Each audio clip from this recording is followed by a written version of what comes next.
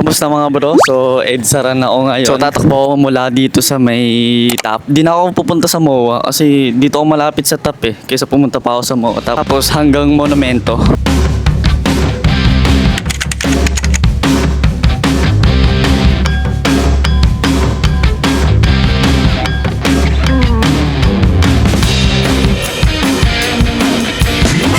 Thursday ngayon, working days, so normal na maraming sasakyan sa EDSA.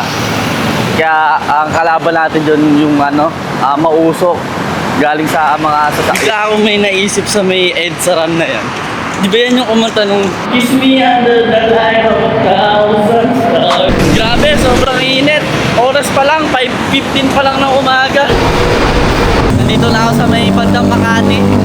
Makati na yata ito kasi ito yung istasyon ng Magallanes eh. Kaninang umaga, akala ko di na naman ako matutulog kasi nakailang tayo na naman ako sa GR. Kahapon kasi, nagbaon ako ng ampalaya. Ngayon, late ako nakapag-lunch, parang 1 na. Ngayon yung ampalaya na yun, papanis na. Pero tinry ko pa rin kainin, baka kasi mamaya amoy lang. Pero wala talaga eh. Pero di ko inubos, siguro mga nakalimang subo din ako. Di naman siya maasim, pero amoy kulob.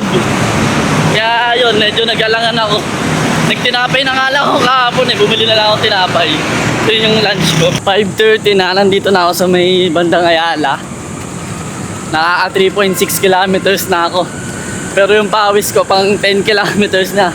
Kasi sobrang init. Ang mga iniisip ko dito sa EDSA na to, baka mamaya walang daanan ng tao. Paano ako lulusot, di ba? At saka yung mga bilihan ng tubig, mga 7-Eleven, sari-sari store, mga wala akong makita. Buti na lang bumalik ko kanina bago ako mag-start sa may top. Nakakatuwa dumaan dito sa may EDSA. Ako lang yung taong dumadaan dito. Siguro simula kanina, mga less than 10 yung mga nakasalubong kong tao na dumadaan din dito. 5:50 na ng umaga, nakaka 6 kilometers na ako. Hindi ko alam kung saan banda na ako. Basta sinusundan ko lang yung linya ng MRT. Banda sa may Guadalupe yata yun, o Mandaluyong. Ang daming tao dito sa may gutter. Hindi ako makatakbo. Sobrang siksikan. Ayoko naman dumaan sa gilid dito sa may labas. Baka naman masagasaan ako. Siyempre, doon na tayo sa may safe, di ba? Nakakaasar. Di ba naglakad ako? Siyempre, pinost ko tong relo ko. Ngayon, napasin ko siya. Ngayon, kaka-play ko lang. Siguro mga 1 km din yung nasaya. Naisip ko lang pala bigla, paano ako mamaya pabalik? Kasi, pag nag-joyride naman ako, angkas, mahal. O kaya naman, kapag nag-LRT ako, kaya MRT, hulas naman ako. Pero tingnan natin mamaya, siguro konti naman ang tao sa LRT na ganung oras pag pabalik na. So 6:30 na ng umaga, pero parang ang dilim. Tapos lumamig bigla. Ano ba yung paulan na ba yan? Huwag naman sana. Teka, iihi lang ako. Akit ako dito sa may gilid. Eto na nga ba yung sinasabi ko? Nauuhaw ako, pero walang bilihan ng tubig. Meron pala ako mga nadaanan kanina. Kaso, hindi ko pa ramdam yung uhaw eh. Ngayon pa lang. At may mineral ba? Magkano? 15. Sakto yun, may nakita akong tindahan. Nakainom ako. Nakaka 11 kilometers na ako. Hindi ko alam kung nasa na ako. Tignan nyo na lang yung background. Hindi ko kasi alam, hindi ako familiar dito. Alam ko na kung nasa na ako. Nasa Cubao. Kasi may nakita ko kanina mall eh. Ayan, tapos ito Araneta.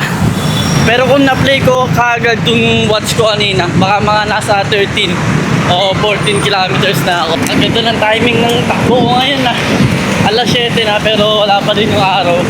Delay yung sikat. Medyo mainit nga lang yung singaw. Pero okay na, malaking tulong pa. Isipin mo na lang yung sikat ng araw plus usok. Tapos yung init ng singaw, di ba? Combo. Lakas makapagod nun. Saka uhaw. Okay mga bro, nandito na ako sa may SM North. Naligaw na naman ako kanina. May sinundan kasi ko din niya ng MRT, malipat. Hindi ko na siguro tatapusin tong EDSA run. Hanggang dito na lang ako sa may... Ito yung dulo ng LRT na to. Yan, naka 19 kilometers din ako. Hindi ko na kayang tapusin kasi sobrang kumakalam na yung tiyan ko. Nagugutom na ako. Kaya may nakita akong McDo rito. Dito na lang muna ako kakain siguro. Ngayon kung umabot ka sa video na to hanggang dito, salamat sa panonood. Peace!